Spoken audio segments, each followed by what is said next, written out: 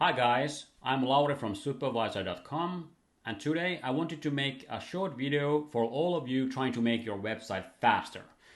And you might be using tools like PageSpeed Insights from Google or GTmetrix, and basically I'm going to show you what's the problem with that approach in this video.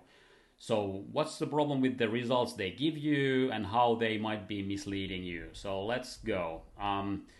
And I'm testing the site. This is kortteli.fi. Basically, it has pictures of my hometown Helsinki.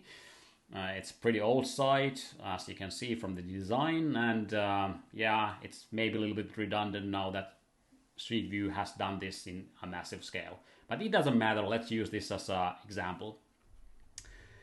So I've added one of our friendly robots to the site now. And it's browsing the site and measuring the user experience. So here it's clicking through all the links and scrolling up, scrolling down, and going to the next link and using the site as a normal user would do.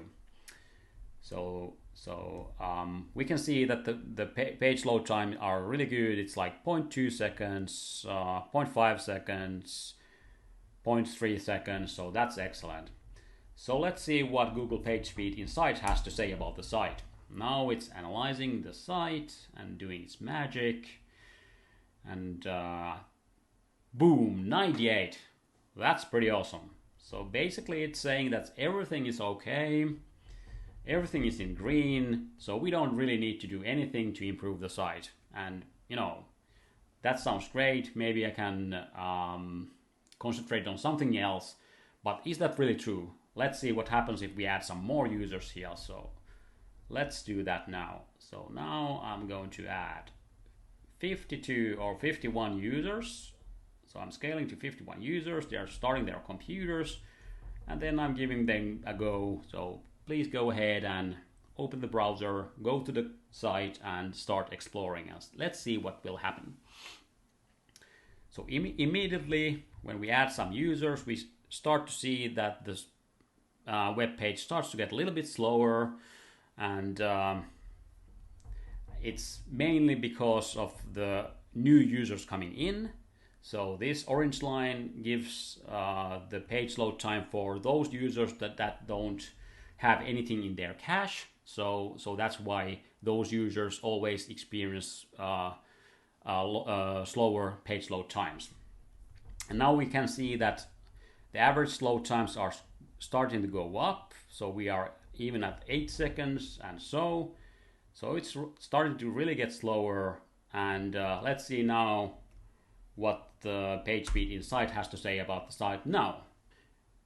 Remember, we had the score of 98 here. We didn't do any changes to the code or to the hosting. And now it's analyzing. It's taking its time to think. And I'm excited to see that what it will say now. Still waiting to do the analyzing part, and boom, we only got 77. So now we have a problem. Like 1 minute ago or half a minute ago, we got 98, and now it's 77. It's yellow, so we need to do something. So now I start to browse the information that it gives us. So the speed index is bad, and it's giving us hint to reduce the initial server response time, which is basically correct. It's saying that you have problem with the hosting. And while this is good, it's sort of a little bit too late, because if you did this test before you had a lot of users, so let's say before a Black Friday or before your product launch or something like that, you wouldn't have known that you have to fix this. You only got that you're in excellent shape and you don't need to do anything.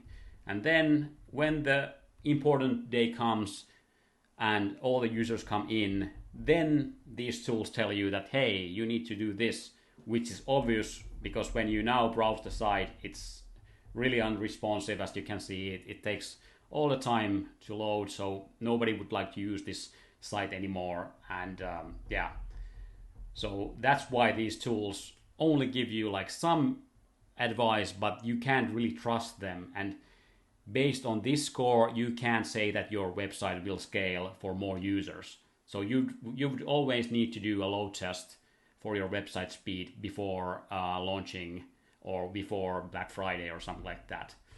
So I hope this was helpful. If you liked the video, please click like. That helps me a lot, and I hope to see you soon. Bye.